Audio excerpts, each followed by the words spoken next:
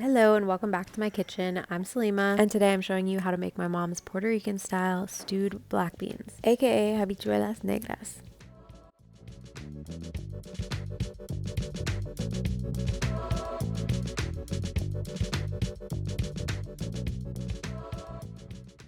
If you're intimidated but curious about using dried beans, this is the perfect recipe to start. We're using dried black beans, but there's no soaking the night before, planning ahead, none of that. We're just gonna start cooking, okay? So the first step is really important. We are rinsing our beans thoroughly and just checking to make sure that there's no rocks or stones or any stuff like that that's not a bean. I almost never find anything, but this is just an important step just to make sure. So once these are thoroughly rinsed and you've given them a good little inspection, you can go ahead and set these aside to kind of drain. And then in the base of our pot, we're going to start with some oil. I'm using achiote oil, but just any kind of oil, like olive oil, will work just fine. Next, we're adding in our sofrito. Of course, this is a staple in any Puerto Rican bean recipe. To this ingredient, we don't have to add a bunch of other chopped veggies because this is going to infuse that broth of the beans with so much flavor. You can check out my homemade sofrito recipe, or you can grab a can at the store or online, but definitely do not skip this ingredient. It is so essential in, again, just building those big flavors. So we are sauteing the sofrito in the oil. It's going to help to just kind of get the onions and the garlic in that sofrito to warm up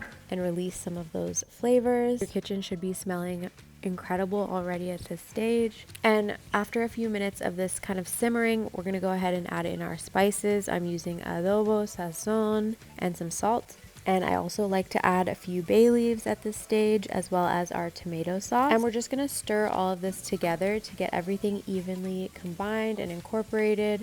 The spices are going to get some time to bloom here. And if your kitchen wasn't already smelling incredible, it will be now for sure. And the crazy part about this is you are already pretty much done with the bulk of the work of this recipe. I'm pretty sure this is the reason why my grandma used to feed this to my mom like every day, because it is such an easy dish and it's very nutritious. It's very well rounded. You can just serve this with a pot of rice and it is an easy, affordable meal. Will say my mom always used to complain about beans when she was a kid, when she was a little girl, but as an adult, she loved them and she really taught me how to love them. So this is one of my favorite comfort meals.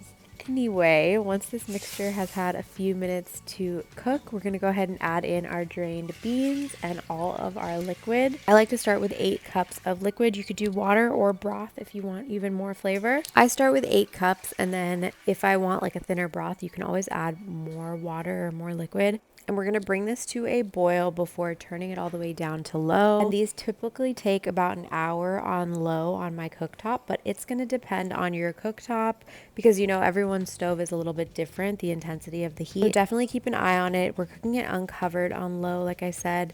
You're going to want to come and just stir it every 20 minutes just to make sure nothing's sticking, to make sure there's enough liquid. You can add more broth or water at any stage if you feel like it's drying out.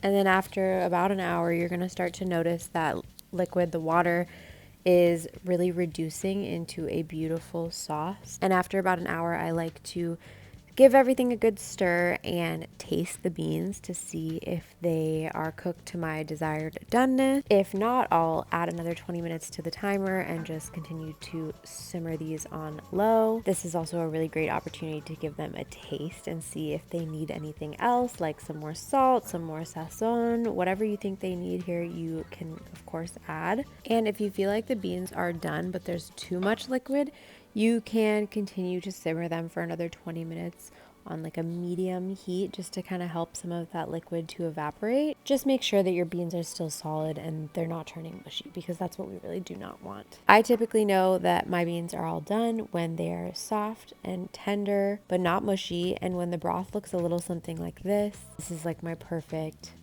pot of beans right here. At this stage, I'll usually take out those bay leaves, and then sometimes I'll add a generous squeeze of lime juice just to add another kind of hit of acidity to complement all of that savory, salty flavor. And then you are ready to serve these up. Like I said, it's very traditional to serve with just a side of rice.